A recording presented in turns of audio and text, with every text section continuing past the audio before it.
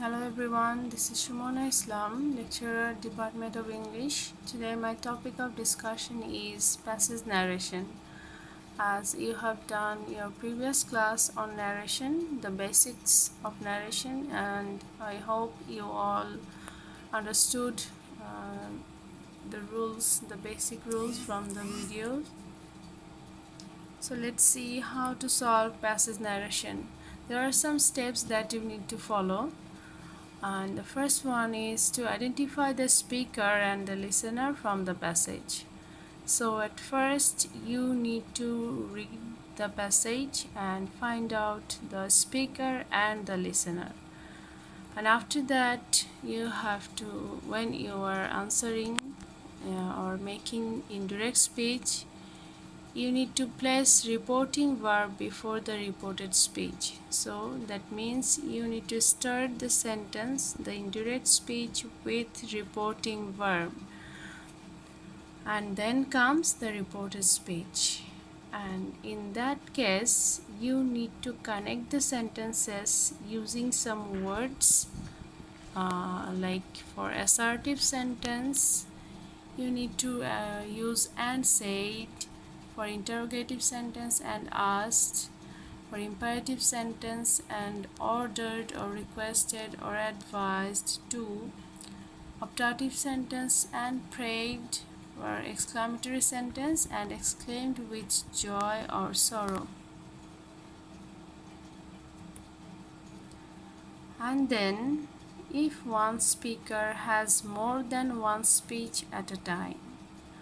So you may encounter that in the passage one speaker has several speeches, one after another. In that case, what you need to do, if the sentences are in assertive form or if they are assertive sentences, for the first sentence you need to write said that, for the next sentence and added that, and for the next sentence and further added that, and for the next and again said added that. And for interrogative sentence, asked, if, then and further asked, and again asked. If the passage does not mention any name of the speaker and the listener, so it may happen that the passage does not mention any name of the persons who are speaking. In that case you need to use the speaker and the listener, these terms, for making indirect speech. Now here are some more rules regarding passage narration. You may get yes or no in reported speech. What you have to do in that case, for making them indirect, you need to write replied in the affirmative or replied in the negative and said that. Replied in the affirmative and said that, or replied in the negative and said that. And then you may find sir, madam, my friends, my brothers, or any name in the direct speech before the sentence or after a sentence. In that case you have to write addressing as sir or addressing as madam or addressing as his friends, his brothers. Like, a beggar said to me, sir, I am very hungry. For indirect, you need to write addressing as sir, the beggar told me that he was very hungry. Or you can also write addressing me as sir. You can use the person before as, addressing me or addressing him, her as sir or madam. Then the sentence. Okay, then let's talk about please. Please means it is imperative sentence. That means it requesting, you are requesting or someone is requesting for something. So for imperative sentence, as you have already learned, that you need to use requested in the place of say to, and you need to omit comma, inverted comma, and put to and verb. For example, Rana said to Malik, please lend me a pen. The indirect will be Rana requested Malik to lend him a pen. Or Rana requested Malik to kindly lend him a pen. You can add kindly sometimes if you wish to, but it's not usually followed. And then see then what is the negative form. Like Rana said to Malik, please don't open the jar. Indirect, Rana requested Malik not to open the jar. So this is the form of changing sentences with please. Then good morning. If you find good morning in the direct speech, then you need to make it indirect using wished him or her good morning. Wished him, her good morning. Then thank you. The indirect form of thank you is thanked him. He thanked him or she thanked him, her, in that way. Then by Allah, by God, or by my life, you may get this type of sentence as well. So in that case, the indirect form will be swearing by Allah or God or life, and then the sentence. Tag questions. You might get tag questions in direct speech that you need to make indirect.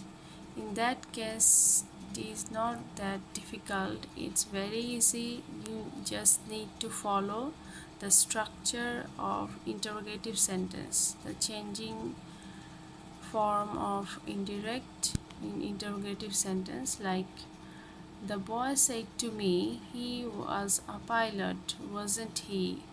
The indirect is the boy asked me if he had been a pilot. So we have just changed it in the form of interrogative sentence. If and then had been subject plus had been was the is past tense, and you need to make it past perfect tense in the indirect. So we have used had been a pilot, and you need to omit the tag part from the end of the sentence. Okay, then now let's practice one passage narration. The guest said, please give me a glass of water. I have walked 10 miles at a stretch. My throat has been completely dry. I said, are you in a hurry? Take some rest and then you can drink water. Being assured, the guest said, thank you. The indirect is the guest requested me to give him a glass of water, as we can find the word please in the first sentence. So it will be requested me to give him a glass of water, and the next sentence is also said by the guest. So you need to write and say that he had walked 10 miles at a stretch, and further added that. That means the next sentence is also told by the guest. So you need to write and further added that his throat had been completely dry. And I said, are you in a hurry? This is an interrogative sentence. So I asked,